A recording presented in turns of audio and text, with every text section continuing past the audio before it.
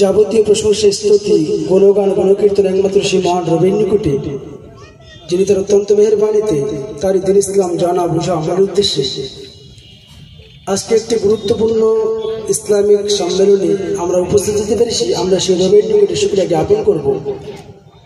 সকলে বলি আলহামদুলিল্লাহ। যে মহান সৃষ্টিকর্তা এই পৃথিবীর বুকে এমন একটা গ্রন্থ প্রেরণ করেছেন, যে গ্রন্থ 1450 বছর অতিবাহিত হওয়ার পরও বিন্দুমাত্র ত্রুটি বিচ্যুতি, বিন্দুমাত্র পরিবর্তন এবং কি সংযোজন প্রয়োজন করা গোটা মানবজাতির পক্ষে সম্ভব হয়নি। আমরা সেই রবের নিকটে আরেকবার অন্তরের অন্তরস্থল থেকে শুকরিয়া জ্ঞাপন করি। সকলে বলি আলহামদুলিল্লাহ। তারপরে পরে পৃথিবীর সর্বশেষ এবং চূড়ান্ত রাসূল at the last prophet Muhammad সাল্লাল্লাহু আলাইহি ওয়াসাল্লাম, তিনার উপরে শত কোটি শান্তি দ্বারা বর্ষিত। সকলে বলি আল্লাহুম্মা সাল্লি আলাইহি ওয়া আল্লাহুম্মা বারিক আলাইহি। সম্মানিত উপস্থিতি এবং মাইকের আওয়াজ যতটা পর্যন্ত বিস্তৃত হচ্ছে, আজকে সংক্ষিপ্ত পরিসরে যে বিষয় নিয়ে আলোচনা করব সেটি হচ্ছে প্রেজেন্ট কন্ডিশন অফ মুসলিম উম্মাহ, মুসলিম জাতির বর্তমান অবস্থা। আজ সারা পৃথিবীতে মুসলিমরা বিভিন্ন জায়গায় নির্যাতিত, নিষ্পেষিত, লাঞ্ছিত, বঞ্চিত, পদদলিত এবং কি বিভিন্ন জায়গা থেকে বহিষ্কৃত ঘটে। আজ সারা পৃথিবীর মেরুকরণে উত্তর থেকে দক্ষিণ গোলার্ধ পর্যন্ত, পূর্ব থেকে পশ্চিম পর্যন্ত পৃথিবীর যে কোনায় তাকায় না কেন, মুসলিমরা বিভিন্নভাবে নির্যাতিত, নিষ্পেষিত, লাঞ্ছিত, বঞ্চিত, পদদলিত। আর এক নম্বর কারণ হচ্ছে আল কোরআনকে ছেড়ে দেওয়া মুসলিম।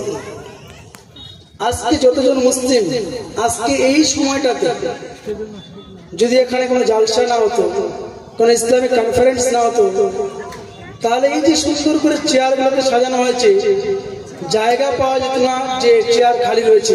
যদি ইসলামিক জালসা ছাড়া কোনো সাংস্কৃতিক অনুষ্ঠান হতো, কোনো গানের আসর হতো, কোনো আরো অন্যান্য যেগুলো অনইসলামিক অনুষ্ঠান রয়েছে, তাহলে জায়গা পাওয়া যেত না। কিন্তু দুর্ভাগ্যজনক হলো সত্য যে আজকে মুসলিম জাতি দীর্ঘদিন ধরে এলান করানো হয়েছে, প্রত্যেক মানুষ জানে যে আজকে ইটারের বুকে এখানে একটি আলোচনা সভা অনুষ্ঠান হবে। মানুষ আজকে সেগুলোর ক্ষেত্রে দিনের পর দিন দূর চলে যাচ্ছে। যে মুসলিম পরিবার শুরু হয়েছিল কোরআন তেলাওয়াত দিয়ে, সে মুসলিম আজকে গান বাজাতে সকাল শুরু করে।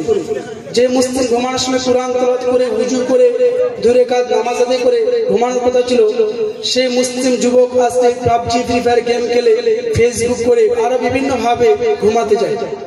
যে মুসলিম নারীকে বেপরদা হয়ে চলার কথা ছিল না, সেই নারী আজকে বেপরদা হয়ে চলাফেরা করে। আজকে বেশিরভাগ মুসলিমরা মুসলিম পরিবারগুলোতে গান বাজনার স্থান পেয়েছে। বেশিরভাগ মুসলিম পরিবারগুলোতে লোকে নেল পালিশ দেওয়া, ঠোঁটে লিপস্টিক দেওয়া, আরো যে সমস্ত নন মুসলিমদের কৃষ্টি কালচার, কপালে টিপ পর্যন্ত দেওয়া, সেগুলো আজকে মুসলিমরা অনায়াসে গ্রহণ করে নিয়েছে। মূলত ফল কি পেয়েছে? আজকে সারা পৃথিবীতে মুসলিমরা নির্যাতিত, নিষ্পেষিত, লাঞ্ছিত, বঞ্চিত।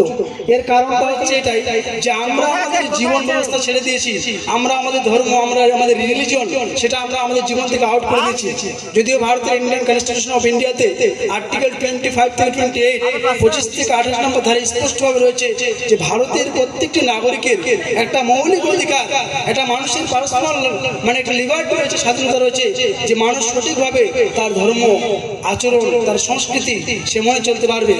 কিন্তু আজকে এত সুন্দর জীবন ব্যবস্থা পাওয়ার পরেও আজকে মুসলিমরা কোরআন থেকে দূরে সরে গেছি, হাদিস থেকে দূরে সরে গেছি। ইসলামের দেখানো রসমের রেওয়াজ, ইসলামের দেখানো রূপরেখা থেকে আমরা আমাদের জীবনকে দূরে সরিয়ে গেছি। আল্লাহ তাআলা বলছেন পবিত্র কোরআন সূরা আল ইমরান সূরা নম্বর 3 আয়াত নম্বর 110, কুনতুম খায়রা উম্মাতিন উখরিজাত লিন-নাস তা'মুরুনা বিল মা'রুফ ওয়া তানহাউনা আনিল মুনকার। পৃথিবীর মধ্যে, গোটা বিশ্ববাসীর মধ্যে, গোটা সৃষ্টি রাজ্যের মধ্যে তোমাদেরকে চয়ন করে নেওয়া হয়েছে, তোমাদেরকে বেছে নেওয়া হয়েছে। এরপরে আল্লাহ সুবহানাহু ওয়া তাআলা তিনি গোটা বিশ্ববাসীর মুসলিমদেরকে একটি টাইটেল দিচ্ছেন, খায়রা উম্মাহ, তোমরা হচ্ছে পৃথিবীর বুকে সর্বশ্রেষ্ঠ জাতি। কিন্তু আজ যদি তাকাই, মায়ানমারে মুসলিম মার খায়, আফগানে মুসলিম মার খায়, সিরিয়াতে মার খায়, এবং কি ভারতবর্ষ, যে ভারতবর্ষে বলা হয় India is a secular Democratic country, Bharat একটি ধর্মনিরপেক্ষ এবং গণতান্ত্রিক দেশ, সেই দেশে আজকে মুসলিমরা নির্যাতিত, নিষ্পেষিত, লাঞ্ছিত, বঞ্চিত। মসজিদের দোহাই দিয়ে, মসজিদের যে মন্দির ছিল, এই ধরনের আরো বিভিন্ন স্লোগান ছিল, মানুষকে মিথ্যা অভিযোগ দিয়ে, গরুর মাংস খেয়েছে এই অভিযোগ দিয়ে হাজার হাজার মানুষকে পিটিয়ে হত্যা করা হয়েছে। তার প্রমাণ রয়েছে আমাদের পার্শ্ববর্তী রাজ্য ঝাড়খণ্ডের বুকে 24 বছরের একজন উদীয়মান তরুণ যুবক তবরেজ আনসারীকে হত্যা করা হয়েছে, জুনায়েদকে হত্যা করা হয়েছে, আখলাককে হত্যা করা হয়েছে, আমাদের আনিস খানকে হত্যা করা হয়েছে কলকাতার বুকে। এই যে নির্যাতনের স্টিমুলার, আজকে সারা বিশ্ব ব্রহ্মান্ডে মুসলিমরা নির্যাতিত, নিষ্পেষিত, লাঞ্ছিত, বঞ্চিত, পদদলিত হচ্ছে। এর একটি কারণ, সেটা হচ্ছে আজকে মুসলিম কুরআন থেকে দূরে সরে গেছি, 2 নম্বর হাদিস থেকে দূরে সরে গেছি, 3 নম্বর আমরা যদিও নিজেদেরকে দাবি করি যে আমরা একজন মুসলিম, উই আর এ মুসলিম, আমরা মুসলিম, কিন্তু বাস্তব জীবনে আমাদের কোনো কার্যকলাপ নেই, কোনো কার্যক্রম নেই। পায়ের নখ থেকে মাথার চাঁদ পর্যন্ত ইসলামকে A to Z অনুসরণ করার কথা ছিল। সেখানে মুসলিম শুধুমাত্র জুমার দিনে মুসল্লি, শুধু মুসলিম কুরবানির দিনে মুসল্লি, শুধু মা বোন রমজান মাসে নামাজ পড়ে, মা বোন শুধু ঈদের সময় নামাজ পড়ে, রমজান মাস শেষ হয়ে গেলে নামাজ থেকে দূরে সরে যায়।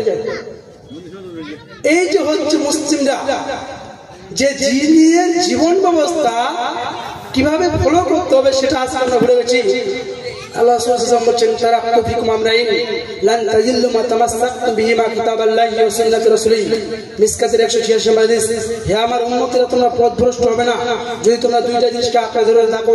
1 নম্বরে কিতাব আল্লাহ, আল্লাহ তাআলার পবিত্র কুরআন, কালামুল্লাহ কুরআনকে, আল কুরআনকে। কয়জন আমরা কুরআন পড়তে জানি?